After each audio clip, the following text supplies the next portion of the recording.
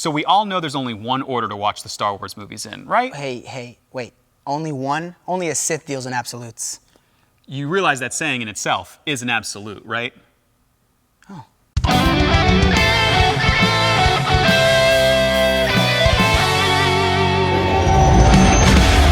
Hey, what's up everybody and welcome to the Rebel Rave. I'm Rob. I'm Dave, and today we're talking about what order to watch the Star Wars films in. That's right, for both fan marathons or for introducing a newbie, young or old, to a galaxy far, far away. We're gonna do our best to keep this spoiler free, so any of you newbies out there who are wanting to watch the movies, you can watch this video and figure out which order to watch them in. So let's get the easy one out of the way first. Dave and I here both agree that if you want to show Star Wars to your kids for the first time, the best order is release order. Star Wars has a very special place in our hearts for good reason, and part of that reason is the order in which it was released. Taking your first steps into a much larger world alongside Luke Skywalker is a fantastic way to introduce the series. And it preserves Episode 5's most famous moment. If you've seen it, you know what I mean. If you haven't seen it, you probably still know what I mean, but I'm not gonna say it because no spoilers. It's basically the Maury Povich moment of the galaxy. You are the Father. No! Okay, so let's say you're out with some friends from work. You're on a first date, you're hanging out with a close personal friend, and they reveal the heartbreaking and startling revelation that they have never seen a Star Wars movie. You are the chosen one! Now, before you go and throw that relationship down the Sarlacc pit, take a second and realize that you now have the opportunity to introduce them to one of the greatest cinematic universes ever put on film. So now, what order do you show them the films in? Well, we do have differing views on that. I'm a big proponent of release order. If it ain't broke, don't fix it. You have the awesome reveals that happen in the original trilogy, you have the backstories that you get to see in the prequels, and then you get to revisit old friends in the sequel trilogy. Now here's where I'm gonna shake things up a little bit. A lot of Star Wars fans prefer machete order, which omits episode 1 and splices in episodes 2 and 3 in between episodes 5 and 6. Machete.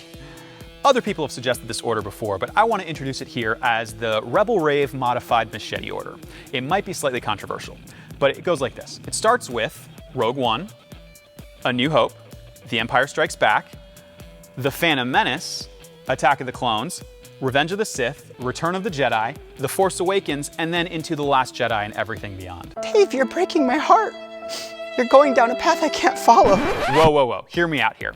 Look, I adore A New Hope. It is the original film in the trilogy. It is an absolute classic. But by today's action movie standards, it is a little slow paced, and it could be hard for a teen or a 20-something to get interested in. So we start off with Rogue One, which is big, flashy, action-packed, modern production values, and immediately puts them in that A New Hope world. It gets them invested in that. It shows the immeasurable power of the Death Star, just a hint of it.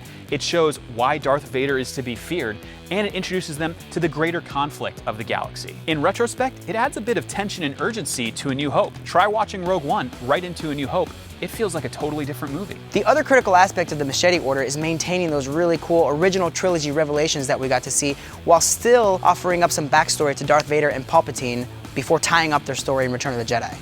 And then that sets you up and puts you right in The Force Awakens, into The Last Jedi, into this great modern golden age of Star Wars that we're in.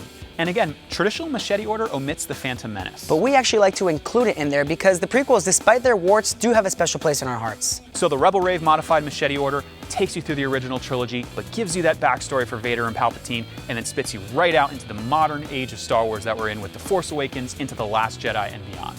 So now you let us know, what is your preferred order of watching these movies? Comment below and be sure to like and subscribe for more Star Wars videos in the future. That's right. Thank you guys for watching, and we'll see you in the next video. May the Force be with you.